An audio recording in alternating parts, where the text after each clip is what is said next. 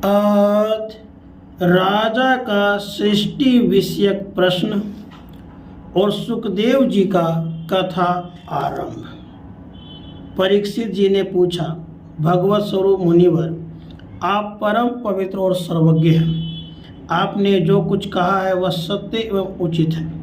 आप ज्यों ज्यों भगवान की कथा कहते जा रहे हैं त्यों त्यों मेरे अज्ञान का पर्दा फटता जा रहा है। मैं आपसे फिर भी यह जानना चाहता हूँ कि भगवान अपनी माया से इस संसार की सृष्टि कैसे करते हैं। इस संसार की रचना तो इतनी रहस्यमयी है कि ब्रह्म आदि समस्त लोकपाल भी इसके समझने में भूल कर बैठते हैं। भगवान कैसे इस विश्व की रक्षा और फिर संहार करते हैं। अनंत शक्ति परमात्मा किन किन शक्तियों का आश्रय लेकर अपने आप को ही खिलौना बनाकर खेलते हैं। वे बच्चों के बनाए हुए घरौंदों की तरह ब्रह्मांडों कैसे बनाते हैं और फिर किस प्रकार बात की बात में मिटा देते हैं। भगवान श्री हरि की लीलाएं बड़ी ही अद्भुत अचिंत्य हैं। इसमें संदेह नहीं कि बड़े बड़े विद्वानों के लिए भी उनकी लीला का रहस्य समझना अत्यंत कठिन होता है। भगवान तो अकेले ही हैं। वे बहुत से कर्म करने के लिए पुरुष रूप से प्रकृति के विभिन्न गुणों को एक ही साथ धारण करते हैं। अनेकों अवतार ग्रहण करके उन्हें क्रमशः धारण करते हैं। मुनिवर, आप वेद और ब्रह्म तत्व दोनों के पूर्ण मर्मज्ञ हैं, इसलिए मेरे इस संदेह का निवारण कीजिए। सूत जी कहते हैं, जब राजा परीक्षित ने भगवान के गुणों का वर्णन करने के लिए उनसे इस प्रकार प्रार्थना की, तब श्री सुखदेव जी ने भगवान श्री कृष्ण का बार बार स्मरण करके अपना प्रवचन प्रारंभ किया।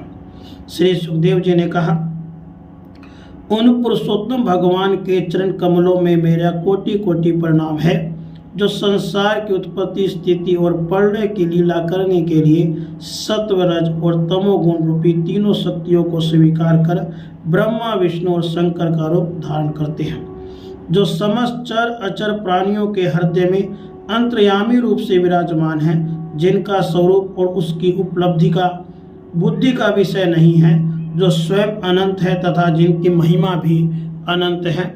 हम पुनः बार बार उनके चरणों में नमस्कार करते हैं, जो सत्पुरुषों का दुख मिटाकर उन्हें अपने प्रेम का दान करते हैं, दुष्टों की सांसारिक बढ़ती रोककर उन्हें मुक्ति देते हैं तथा जो लोग परमहंस आश्रम में स्थित हैं उन्हें उनकी भी अभिष्ट वस्तु का दान करते हैं। क्योंकि चर अचर समस्त प्राणी उन्हीं की मूर्ति है, इसलिए किसी से भी उनका पक्षपात नहीं है। जो बड़े ही भक्तवत्सल हैं और हठपूर्वक भक्तिहीन साधन करने वाले लोग, जिनकी छाया भी नहीं छू सकते, जिनके समान भी किसी का ऐश्वर्य नहीं है, फिर उससे अधिक तो हो ही कैसे सकता है। तथा ऐसे ऐश्वर्य से युक्त होकर जो निरंतर परम स्वरूप अपने धाम में विहार करते रहते हैं, उन भगवान श्री कृष्ण को मैं बार बार नमस्कार करता हूँ, जिनका कीर्तन, स्मरण, दर्शन, वंदन, श्रवण और पूजन जीवों के पापों को तत्काल नष्ट कर देता है। उन पुण्य कृति भगवान श्री कृष्ण को बार बार नमस्कार है। विवेकी पुरुष जिनके चरण कमलों की शरण लेकर अपने हृदय से इस लोक और परलोक की आसक्ति निकाल डालते हैं और बिना किसी परिश्रम के ही ब्रह्म पद को प्राप्त कर लेते हैं, उन मंगलमय कृति वाले भगवान श्री कृष्ण को अनेक बार नमस्कार है। बड़े बड़े तपस्वी, दानी, यशस्वी, मनस्वी, सदाचारी और मंत्रवेता जब तक अपनी साधनाओं को तथा अपने आप को उनके चरणों में समर्पित नहीं कर देते, तब तक उन्हें कल्याण की प्राप्ति नहीं होती। जिनके प्रति आत्मसमर्पण की ऐसी महिमा है, उन कल्याणमयी कृति वाले भगवान को बार बार नमस्कार है। राधे कृष्ण।